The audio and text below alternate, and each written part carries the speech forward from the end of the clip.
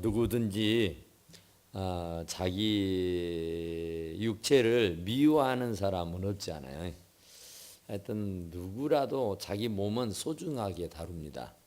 그리고 자기 몸은 굉장히 아낍니다. 그리고 자기 몸은 굉장히 관리를 나름대로 잘해요. 그런 것처럼 그리스도께서 교회도 얼마나 사랑을 하고 또 얼마나 아끼는지 오죽하면 자기의 물과 피를 다 흘려서 십자가에 달려 돌아가심으로 말미암아 교회를 세우신 것이에요. 그러니까 자기의 목숨을 주고 산 교회다. 그만큼 하나님은 그 교회를 사랑하신다 그런 말이에요. 그러니까 교회는 그리스도의 몸입니다. 그리고 교회의 머리는 하나님이에요. 그러니까 우리가 그 교회의 몸의 지체들이다 이런 말 하잖아요. 그러니까 우리는 각각 다 불필요한 지체가 없는 것처럼 다 필요한 사람들이다 그런 말이에요. 그런데 이제 여기 보면은 부부의 얘기를 합니다. 그러므로 사람이 부모를 떠나 그 아내와 합하여 그 둘이 한 육체가 될지니, 그죠? 그러니까 이 결혼이라는 것은 부모를 떠나는 겁니다. 아내가 됐든 남편이 됐든 떠나서 아내와 합하는 것이다. 그러죠?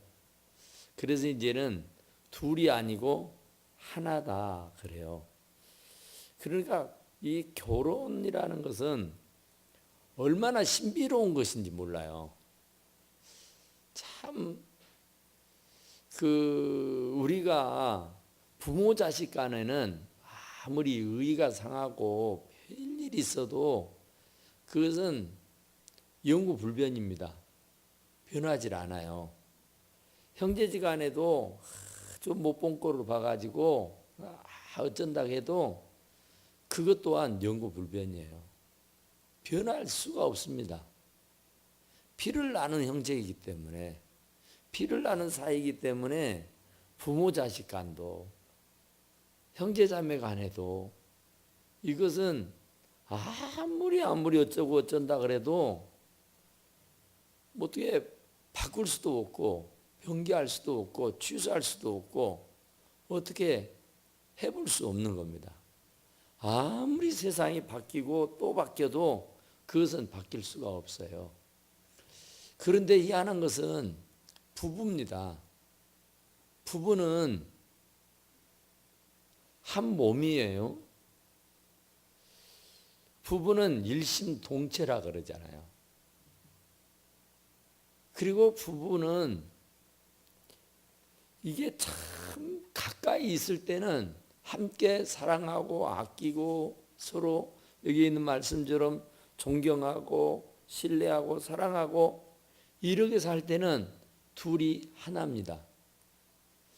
그런데 희한하게 이 부부가 서로 싫어하게 되고 미워하게 되고 증오하게 되고 결국은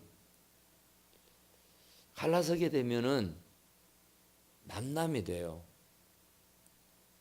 형제 간에 부모 자식 간에는 갈라질 수도 없지만은 그것은 영구불변이에요.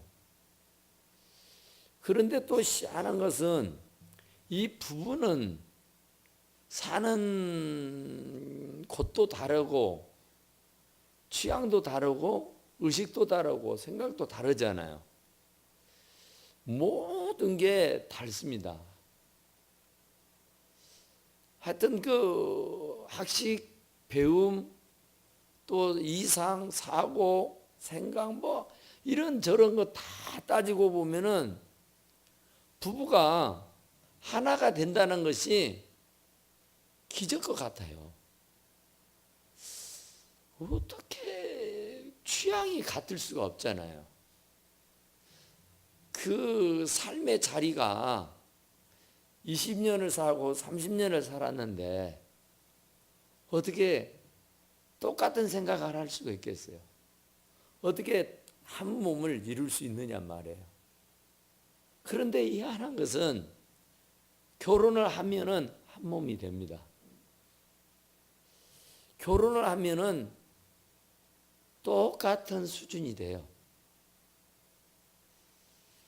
그러니까 이 결혼은 굉장히 신비롭다 그래요. 그런데 이 결혼을 또 달리 생각하면은 얼마나 희한한 거냐면은 결혼은 부모가 진짜 애지중지 해가지고 20년, 30년을 진짜 했던 이렇게 안간힘을 다 쌓아가지고 길르잖아요. 성인이 되도록. 그래서 가정을 다 이루잖아요.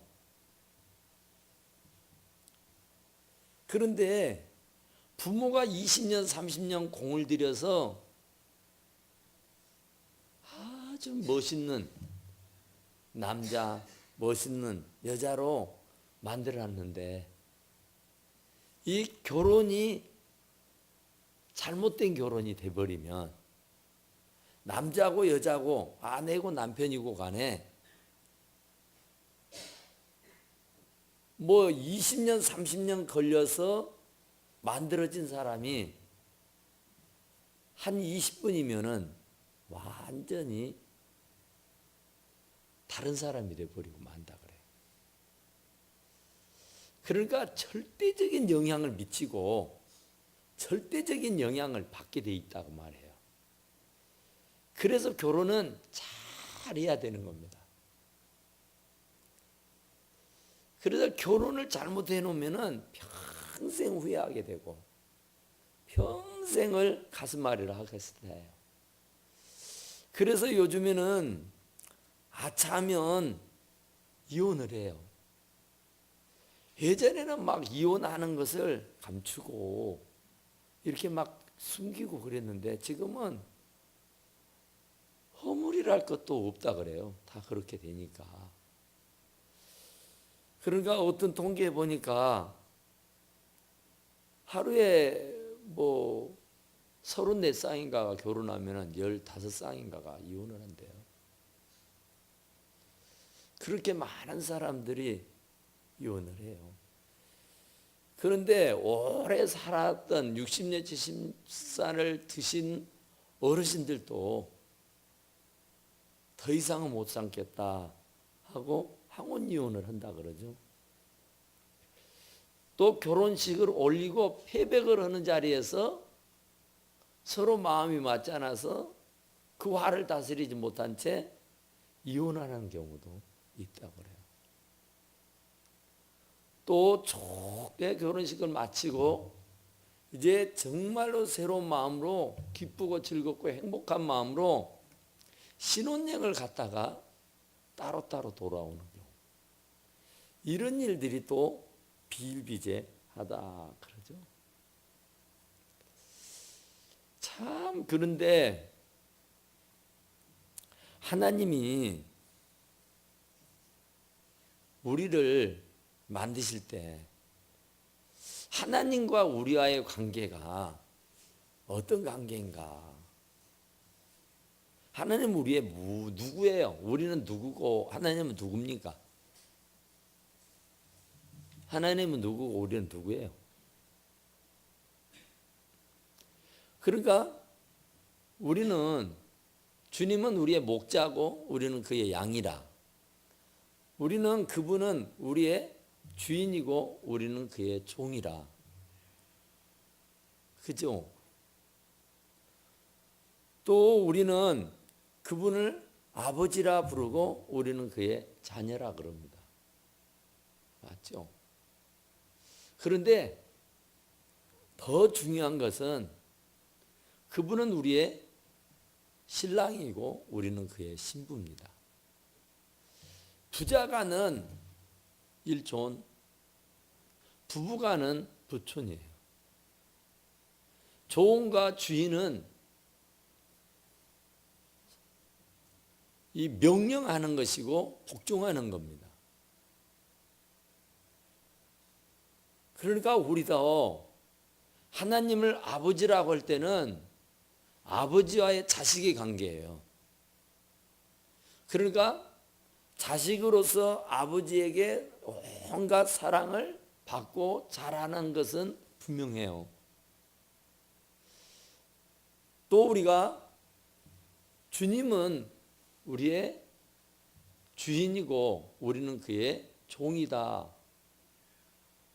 이렇게 할 때는 우리는 그분의 종으로 잘 모시고 섬기고 살면 결국은 아버지의 자식이 되면 하나님 아버지의 온갖 사랑을 독차지할 수 있듯이 그분의 신실한 종이 되면은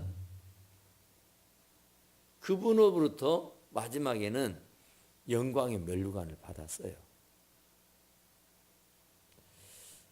그런데 이제 마지막에는 우리가 하나님 나라에 들어갈 때는 종으로 들어가는 게 아니고 아들로 들어가는 게 아니에요. 신부로 들어가는 겁니다. 그러니까 신랑 되신 예수님을 신부가 어떻게 맞이할 것인가. 결혼을 안 해본 사람은 모르겠지만 결혼을 해본 사람이라면은 그 신부가 신랑을 맞이할 때 이 결혼 예식을 올릴 때에 그 마음가짐이 어땠는가. 얼마나 거룩하고 순결하고 깨끗한 마음으로 맨날 며칠을 정말 막 단장하고 꾸미고 얼마나 애를 쓰고 얼마나 예쁘게 하려고 안간 애를 쓰는가요. 그런 것처럼 우리가 하나님 나라에 신부로 들어가는 거거든요. 종과 주인의 관계도 아니고 아버지 아들과의 관계도 아니에요. 이제는 부부의 관계로 가는 겁니다. 그러니까 부부간에 비밀이 있을 수가 없죠. 부부간에 서로 이게 마음이 안 통해가지고 맨날 옥신각신 이건 아니죠. 그러니까 부부는 하여튼 닮게 돼 있다 그러죠. 얼굴도 닮아요. 뭐 습관도 닮고요. 먹는 음식 그것도 닮아요. 그러니까 우리는 그분이 우리의 신랑이고 우리는 그분의 신부다.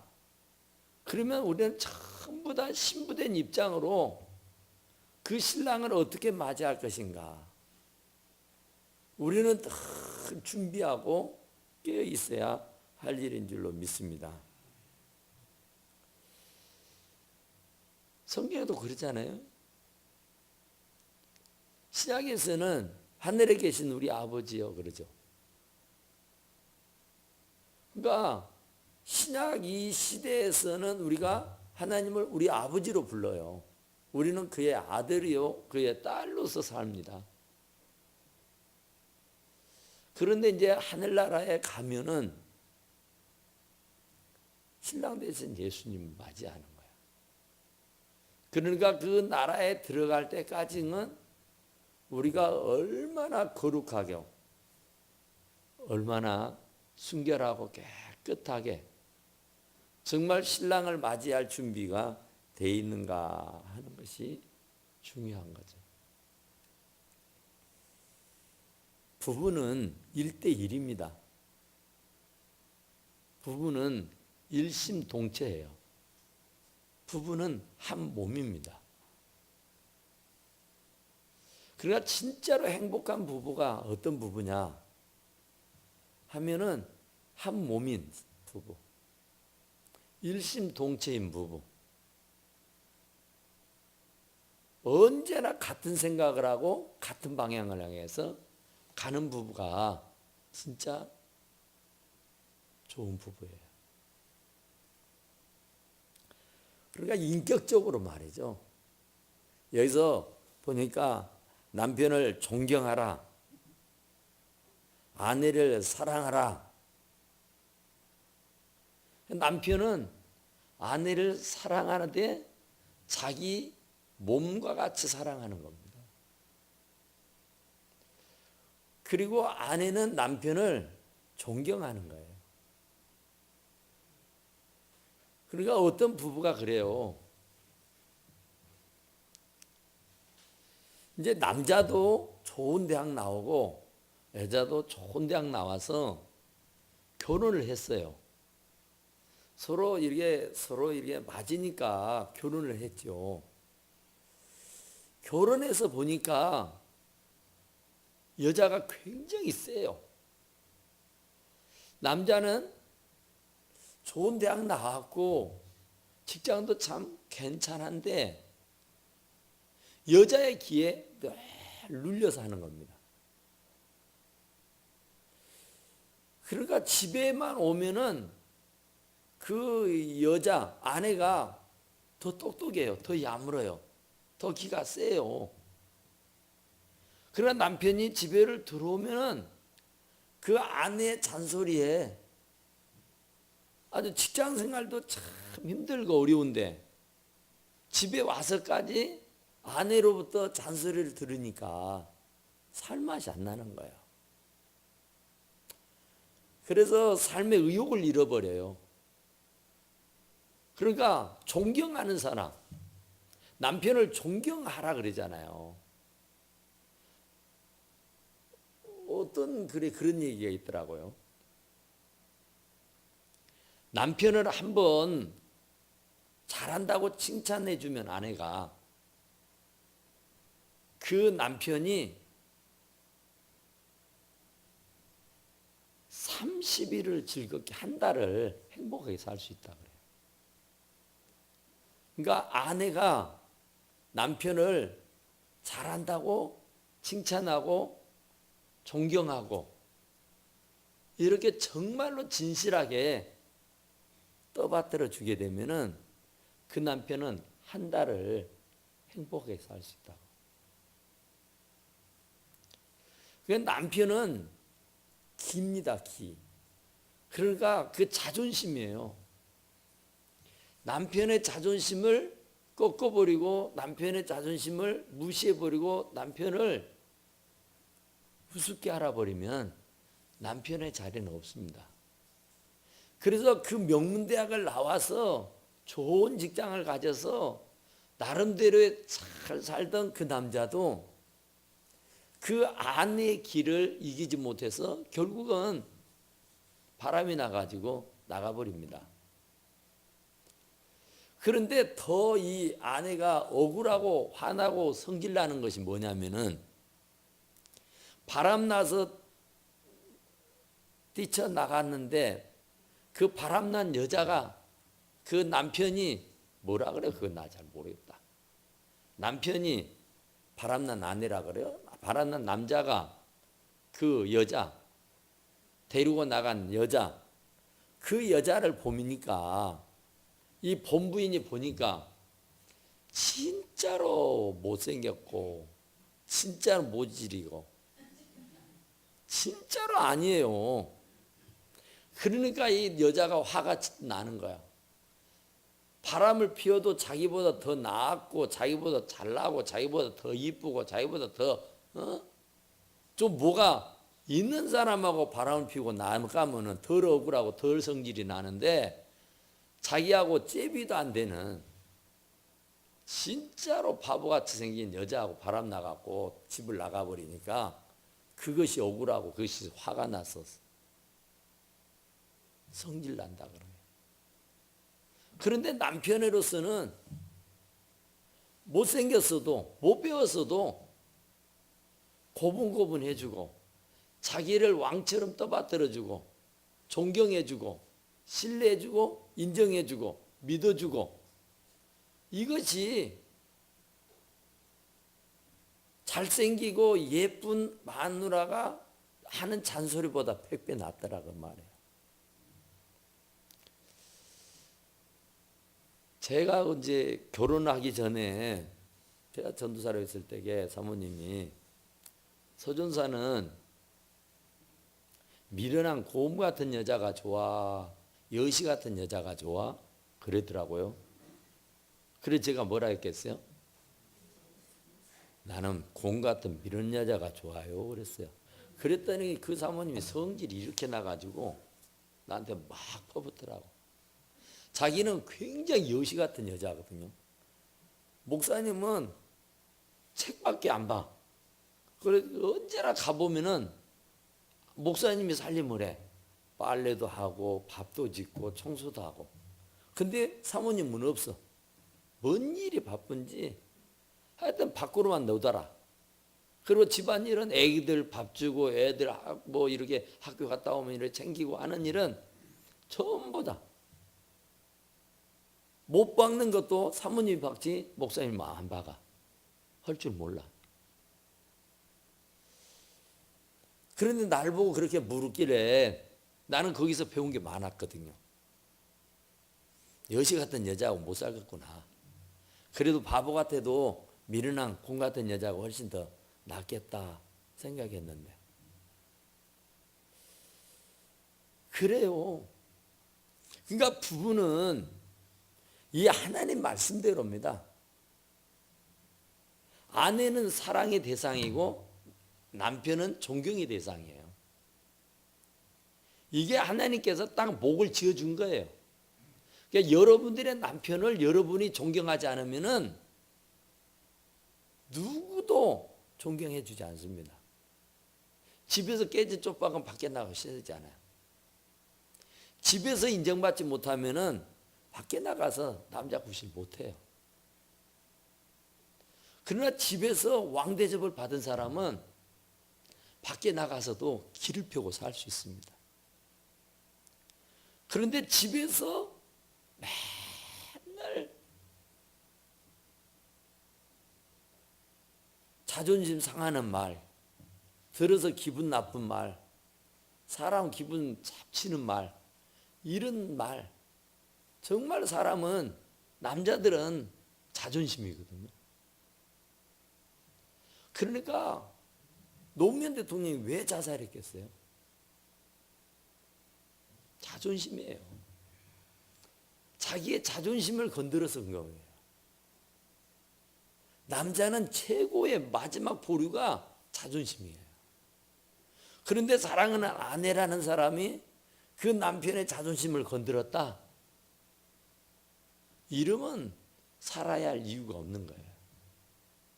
그래서 갈라지는 것이고, 그래서 못 살게 되는 겁니다. 그러면 같이 불행해져요.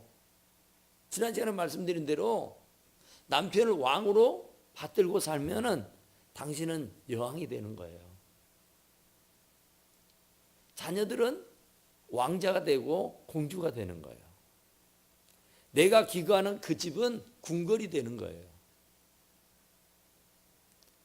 그런데 내가 남편을 거지처럼, 거름병이처럼, 바보 멍청이처럼 취급하고 대접을 하고 있다고 하면은 나는 그의 부인이잖아요. 똑같은 사람이에요. 제가 군에 있을 때 군종으로 있었는데, 이 군대는 서열이에요. 계급이잖아요. 아무리 모질이 찐빵같이 생겼어도 남편이 대대장이고 남편이 연대장이고 그러면은 아내도 연대장이고 아내도 대대장이에요. 교회 안에서도 그래요. 교회 안에서도 집사님이고 권사님이고 뭐 있어요. 그런데 계급이에요. 계급.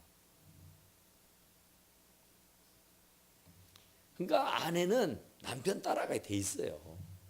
그러니까 내가 남편을 어떻게 만들어내느냐, 내가 어떻게 대우하고 내가 어떻게 그분을 존경하느냐, 이에 따라서 그 남편의 역할이 달라지는 것이다, 그런 말이에요. 그러니까 하나님께서 그렇게 말씀하시는 거예요. 남편을 존경하라. 존경할 거리가 한 개도 없는데 맨날 일통만 저지르고 맨날 그 빈자리 같이 아주 뭐 하는 일마다 하여튼 다 못하고 안 되고 막 바보 같은 짓만 하고. 그럴지라도 하나님이 내게 붙여준 뼈 중에 뼈, 살 중에 살이라겠잖아요. 하를 보고. 남편도 마찬가지죠. 자기의 몸의 일부예요. 자기를 학대하는 사람 없다 그러잖아요. 자기야. 자기의 육체를 미워하는 사람은 없어요. 못 낳고 잘 낳았던 간에 자기 몸뚱이는 자기가 진짜로 아끼죠. 그래서 그런 말이 있더라고요. 아주 재밌는 말인데, 그 아내가 이뻐 보일 때가 언제냐? 이 남자들이 하는 말이에요. 아내가 이뻐 보일 때는 20살 때는 20살 때, 그때는 각 결혼해 가지고 애를 낳아줬을 때가 그 아내가 가장 이뻐 보인대요. 30대가 되면은 좋은 집을 못 살아도 새빵살이를 해도 그게 만족하면서 불평하지 않고 살아줄 때, 그때가 가장 예뻐 보인대요. 40대가 되면은 당신은 건강해야 돼 하면서 아내가 보약을 지어서 달여줄 때, 그때가 가장 예뻐 보인대요. 그러면 이제 50대는 어찌 했을 때 예뻐 보이겠어요? 50대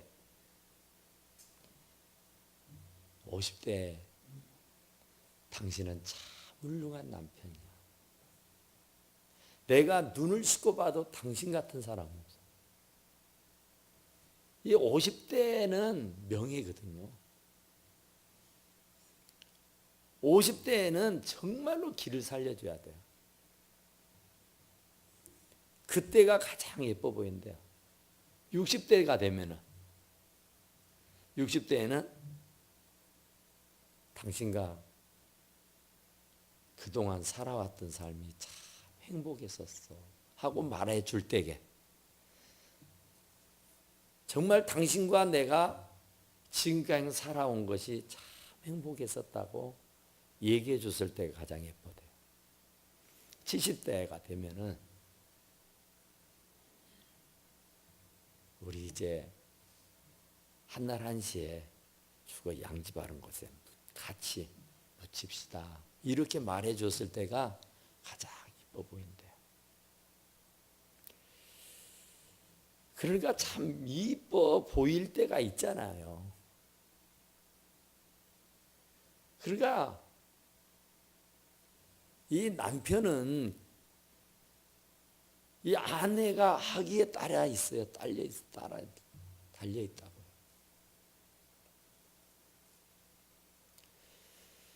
그러니까 남자는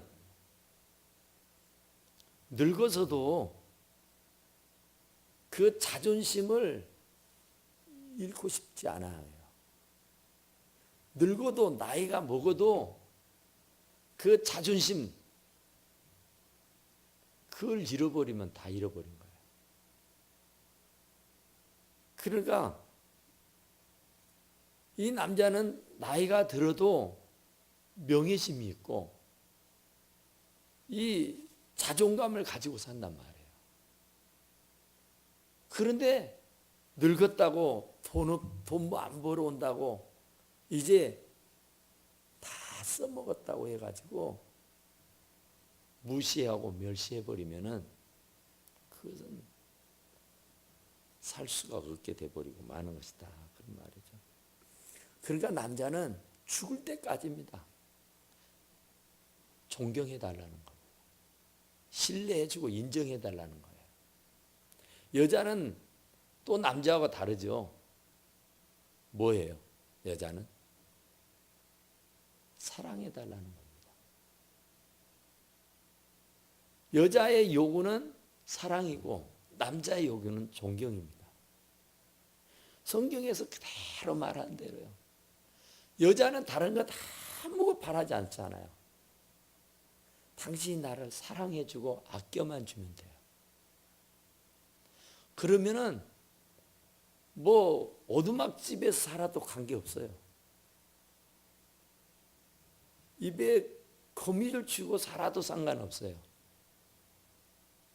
그러니까 사랑하기만 하면은 어떤 것도 다 초월할 수 있고, 사랑하기만 하면은 어떤 것도 뛰어넘을 수 있잖아요. 사랑하지 못하니까 불평이 나오고 불만이 나오고 원망이 나오고 야단이 나오죠.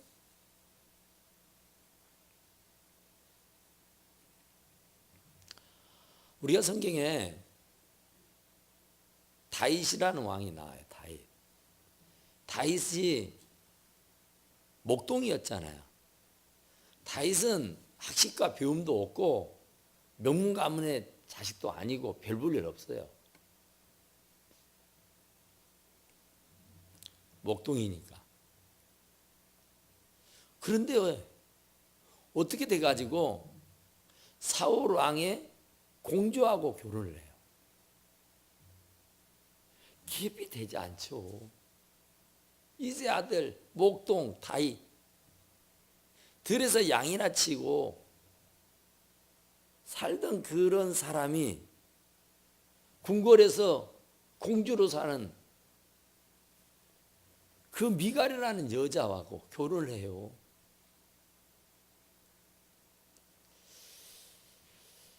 그런데 어쨌든 아버지가 정략 결혼을 시켰을 거예요.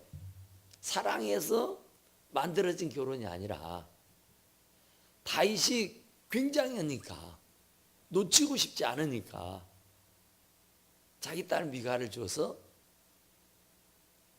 사위로 삼는다고요. 그런데 또 미갈도 마찬가지예요. 그냥 용맹스러운 것도 있고 조금 뭐 잘 나가고 막 그러니까 그게 팔려서 결혼을 하죠. 그런데 이제 사무엘하 16장을 보게 되면은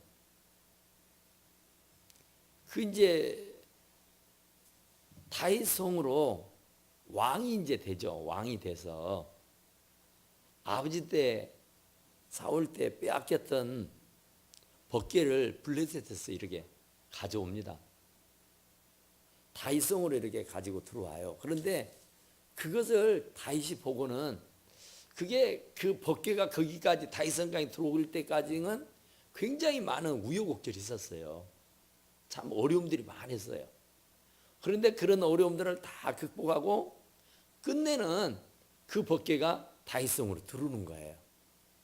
그래서 다윗이 얼마나 기뻤던지 너무너무 좋아가지고 춤을 춥니다. 덩실덩실 춤을 춰. 근데 미갈이가 궁궐에서 떡 내려다 보니까 자기 남편 다윗이가 그 법궤가 들어온다는 것으로 너무 기뻐서 너무 좋아서 춤을 덩실덩실 추는데 허리끈이 풀어져 가지고 바지가 내려간 줄도 모르고 춤을 춰. 그래서 이제 다윗이 궁궐로 들어옵니다. 그러니까 미갈이가 야단을 해요. 뭐라 했겠어요? 지금은 왕인데, 지금은 이 나라의 최고 통치권자인데 그 법궤가 들어오는 것을 보고 춤을 추다가 바지가랭이가 내려간 줄도 모르고 춤을 추고 있었다고 해서 미갈이 얼마나 멸시했는지 몰라요. 그러니까 역시 배우지 못한 사람은, 역시 가문에 뼈대가 없는 사람은 역시 집어넣게 못 주는가 보다. 그러면서 다윗을 자기의 남편이잖아요. 또 한나라의 왕이잖아요. 그런데 그 실수, 그 조그마한 허물, 그것을 덮어주지 못하고 그것을 까발리면서 멸시를 합니다. 비웃어버려 완전히. 웃기네 해버린 거예요. 그러니까 자기의 남편이고 그 나라의 왕인데 실수할 수 있죠. 그런데 사실은 다윗 왕의 고백을 들어보면은 나는 사람들 앞에서 춤을 춘 게 아니라 하나님 앞에서 내가 너무 좋아서 덩실덩실 춤을 췄던 것이지. 그러니까 나는 하나도 부끄럽지도 않고 나는 하나도 허물이라고 생각하지 못한다. 나는 이보다 더도 할 수도 있다 그래요. 내가 사람들 앞에 서는 일 같았으면 실수고 사람들 앞에 서는 일 같았으면 부끄러운 일일 수 있지만 내가 이 다윗성으로 법궤가 들어온 거, 하나님의 법궤가 들어온 것이 너무너무 좋아서 하나님 앞에 덩실덩실 춤을 췄던데 그게 뭐가 어때서 옷이 좀 벗겨지면 어때? 내가 너무 좋은데 내가 하나님 앞에 너무너무 감격스러운 순간을 맞이했는데 그런데 그 꼴을 못 보고 미갈이 야단을 해요. 그래서 결국은요 미갈은 자식을 못 낳습니다. 결국은 미갈이 어떻게 돼요? 이 다윗으로부터서 정이 산만리가 떨어져 버려요. 그래서 우리아의 아내 바세바를 보는 겁니다. 다 본인 하기에 달렸어요. 적어도 남편인데 그리고 그 나라의 왕인데 그 자존심을 그렇게 짓밟아 버리고 멸시하고 무시하고 천대해 버리면 결국 자기의 자신이 설 자리가 없어져 버려요. 그래서 주님도 자기 남편을 존경하라 그래요. 존경해야 내가 존경을 받아요. 내가 사랑해야 내가 또 사랑을 받는 것처럼 우리가 그 한문을 이렇게 많이 생각을 하는데 지아 비부자가 이렇게 했잖아요. 하늘천 이렇게 하죠. 그런데 하늘천보다 더 높이 올라가는 것이 지아 비부입니다. 하늘보다 더 높이라는 얘기예요. 남편을 하늘 위로 섬기라는 거예요. 한문에서는. 그만큼 남편을 귀히 여기고 존경하라는 얘기입니다. 좀 더 못 보러 온다고 조금 사랑구실 못 온다고 멸시하고 천대하면 나는 평생 멸시받고 천대받고 살 거예요. 그러나 현재는 부실하고 현재는 조금 부족이고 현재는 조금 안 나가더라도 격려해주고 위로해주고 힘을 북돋아 주면은 나중엔 다시 일어날 수가 있습니다. 그러면 나도 대접받는 거예요. 남편이 잘 돼야 내가 대접받는 것이지 남편이 잘못되면 나도 대접 못 받고 나도 사람 행세 못 해요. 그게 성서적인 겁니다. 남편을 잘 세워야 남편을 잘 받들어야 남편을 잘 존경해야 다 마산성이 이루어져요. 부모가 아내가 남편을 무시하고 멸시하고 천대하고 우습게 하는데 그의 자식들이 아버지를 명예롭게 생각하겠어요? 저는 이번에 잠깐 그 인터뷰를 보면서 야구선수 이종범 아들 이정우가 고등학교 막 졸업해갖고 지금 신인상을 받았잖아요. 그런데 그 인터뷰를 하는 중에 제가 참 마음에 와닿았다는 얘기가 뭐냐면은 그의 아버지 이종범이가 사람들이 볼 때는 아주 차가운 사람처럼 보이잖아요. 그 사람이 뭐 잔정이 있어가지고 막 따닥거리고 막 이렇게 막 이런 스타일은 아니잖아요, 보면. 그러니까 그가 인터뷰하는 중에 그 얘기 하더라고요. 제 아버지가 얼마나 따뜻한 분인지 모른다. 나는 지금 여태까지 한 번도 아버지에게 매를 맞거나 꾸중을 들어본 적이 없다 그래요. 그러니까 자기가 그 명예로운 자리에 섰는데 자기 얘기를 하기보다는 아버지의 명예를 높여주더란 말이에요.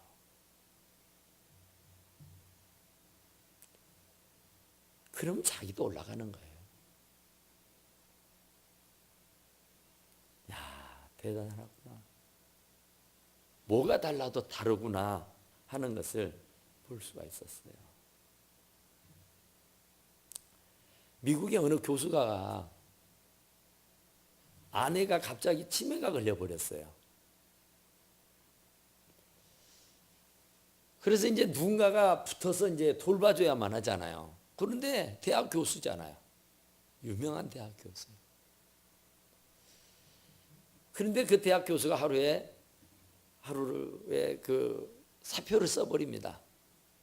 다 의아했죠. 아니, 고명하신 교수께서 어떻게 사표를 쓰시느냐고. 대체 무슨 일이냐고. 그러니까 다른 게 아니라 내 아내가 지금 치매가 걸려 있다. 그래서 나는 내 아내의 치매가 걸린 아내를 보살펴 주기 위해서 나는 교수직을 내려놓는다 그래요. 아니, 치매가 걸렸으면 병원에다가 요양원에다가 맡기면 될 일이지 왜 선생님께서 이 교수직을 내려놓느냐고. 교수직을 하면서도 충분히 케어할 수 있을 텐데. 아니, 내 아내나 내가 결혼할 때에 병이 들거나 뭐 상황이 안 좋아도 어째도 내가 죽을 때까지 겉머리가 파뿌리가 되도록 사랑하겠다고 내가 약속하지 않았느냐고. 40여 동안을 결혼해서 42년을 내 아내가 나를 위해서 뒷바라지 해주고 나를 위해서 헌신했으니 이제 나머지의 생은 나도 내 아내를 위해서 헌신해야 되지 않겠느냐고. 그래서 나는 이 강단을 떠나노라고 얘기했다 그래요. 얼마나 멋있습니까? 그러니까 그런 부부, 이게 사랑하고 존경이 같이 가야 되는 거예요. 그래서 주님께서 우리에게 아내를 사랑하라, 내 몸처럼. 그리스도가 교회를 사랑한 것처럼, 그리스도가 교회를 위해서 몸을 준 것처럼 너희도 아내를 사랑하라. 또 아내들은 남편을 존경하라고 그래요.